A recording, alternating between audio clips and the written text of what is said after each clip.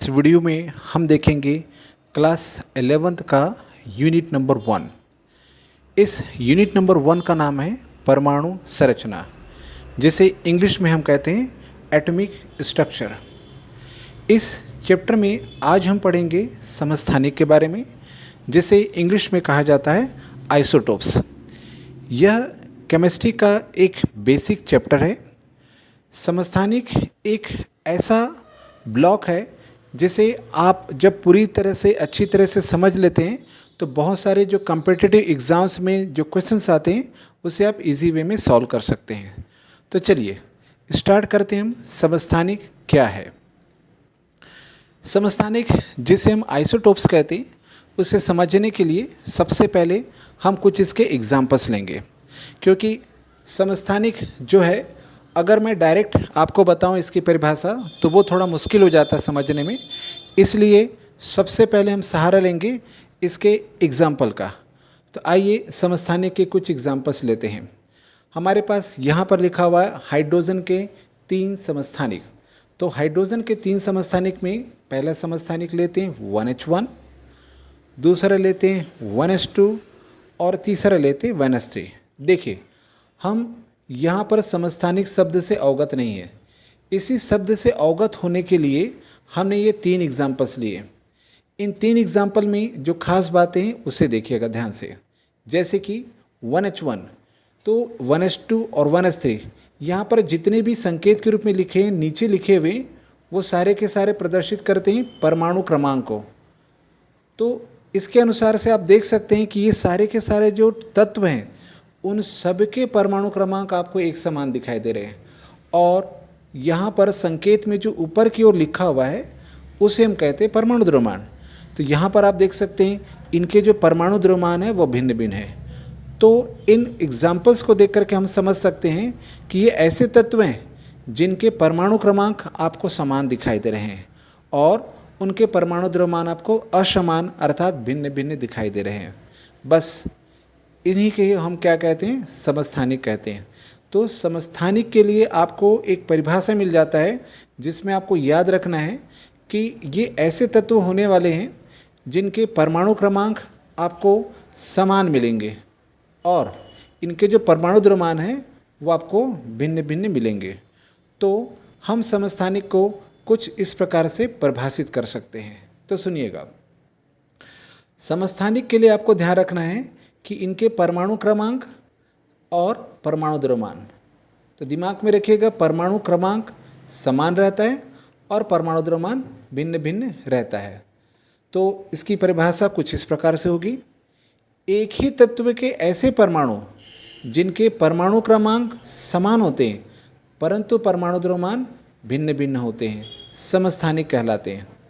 इस परिभाषा को एक बार और समझेंगे, परंतु पहले एक एग्जाम्पल ले लेते हैं। जैसे कि मैंने बताया, हाइड्रोजन के 3 समस्थानिक। 3 समस्थानिकों में पहला था 1H1 जिसे हम कहते हैं प्रोटियम, दूसरा था 1S2 जिसे हम कहते हैं ड्यूटेरियम और तीसरा था 1S3 जिसे हम कहते हैं ट्राइटियम। अब परिभाषा की ओर एक बार और लौटते हैं। तो हमने कहा एक ही तत्व के ऐसे परमाणु, आप यहाँ पर देख सकते हैं ये हाइड्रोजन तीनों के तीनों एक ही तत्व है और एक ही तत्व के यहाँ पर 3 परमाणु हैं, 1H1, 1S2 और 1S3। तो एक ही तत्व के ये 3 परमाणु हो गए, इसलिए परिभाषा में लिखा गया है एक ही तत्व के ऐसे परमाणु। और इनकी खास बात आप देख रहे हैं, इनके परमाणु क्रमांक समान है और परमाणु द्रव्यमान भिन्न भिन्न है। इसलिए परिभाषा ऐसे कहा जाता है कि एक ही तत्व के ऐसे परमाणु जिनके परमाणु क्रमांक समान होते हैं परंतु परमाणु द्रव्यमान भिन्न भिन्न होते हैं, समस्थानिक कहलाते हैं। यहाँ समस्थानिक की एक अन्य परिभाषा लिखी गई है जिसे हम बाद में समझेंगे। जिस प्रकार हाइड्रोजन के 3 समस्थानिक होते हैं, ठीक उसी प्रकार आपको ऑक्सीजन के भी 3 समस्थानिक मिलेंगे। पहला समस्थानिक होता है O816, दूसरा होता है O8O17 और तीसरा होता है 8O18। उसी प्रकार से आपको क्लोरीन के 2 समस्थानिक मिलेंगे, 17Cl35, दूसरा 17Cl37। यहाँ पर आप देख सकते हैं कि जिस प्रकार से हाइड्रोजन के समस्थानिक होते हैं उसी प्रकार से ऑक्सीजन के भी और आपको क्लोरीन के भी समस्थानिक मिल जाएंगे। तो ये समस्थानिक की परिभाषा है। अब यहाँ पर इसकी जो दूसरी परिभाषा है उसे हम एक बार समझने की कोशिश करते हैं। वैसे तो आपने केवल पहली परिभाषा लिखा तो भी काम चल जाएगा एग्जामिनेशन में, लेकिन दूसरी भी परिभाषा जान लेते हैं। इसकी दूसरी परिभाषा कुछ इस प्रकार से कहता है, ऐसे परमाणु जिनमें प्रोटॉनों की संख्या समान होती है। देखिए, आपको ये पता होगा कि प्रोटॉनों की संख्या को ही हम क्या कहते हैं, परमाणु क्रमांक कहते हैं। इसलिए यहाँ पर परमाणु क्रमांक शब्द की जगह किसका प्रयोग किया गया, प्रोटॉनों की संख्या जैसे शब्द का प्रयोग किया गया। ठीक उसी प्रकार से जब इन तत्वों का हम निकालते हैं न्यूट्रॉन की संख्या, तो सभी में न्यूट्रॉनों की संख्या आपको भिन्न भिन्न मिलती है। अर्थात समस्थानिक को कुछ इस प्रकार से परिभाषित किया जा सकता है, ऐसे परमाणु जिनमें प्रोटॉनों की संख्या समान होती है परंतु न्यूट्रॉनों की संख्या भिन्न भिन्न होती है, उसे हम समस्थानिक कहते हैं। अब समस्थानिक के बारे में कुछ विशेष बातें जिसे आप नोट के रूप में भी लिख सकते हैं। पहली इसकी खास बात है कि समस्थानिक की परिभाषा से हमको पता चलता है कि समस्थानिकों में परमाणु क्रमांक समान होता है तथा उनका परमाणु द्रव्यमान भिन्न भिन्न होता है। दूसरा पॉइंट आपको मिलेगा कि केवल हाइड्रोजन ही इस समस्थानिकों के एक समूह में हाइड्रोजन ही ऐसे समस्थानिक है जिनको पर्टिकुलर नाम दिया गया है। ये 3 नाम आप देख सकते हैं, लेकिन आप यहाँ पर देखेंगे ऑक्सीजन के 3 समस्थानिकों का कोई भी नाम नहीं है और ना ही क्लोरीन के 2 समस्थानिकों का किसी प्रकार से कोई नाम आपको दिया गया है। तो अभी तक वैज्ञानिकों ने केवल और केवल हाइड्रोजन के जो 3 समस्थानिक है उसी को ही विशेष नाम दिया है।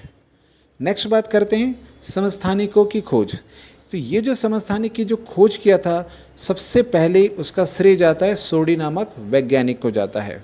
उसके बाद समस्थानिकों में जो अलग अलग समस्थानिक आप देख रहे हैं 1s2, 1s3, 1h1, ये जो समस्थानिक आप देख रहे हैं इनको अलग अलग करने का जो काम किया था वो श्रेय जाता है थॉमसन नामक वैज्ञानिक को जाता है। तो सोडी नामक वैज्ञानिक ने समस्थानिक की खोज की थी और थॉमसन नामक वैज्ञानिक ने समस्थानिकों को अलग अलग करने का काम किया था। अब एक नज़र डालते हैं कि ये जो समस्थानिक शब्द है वास्तव में हम इसको समस्थानिक क्यों बोल रहे हैं।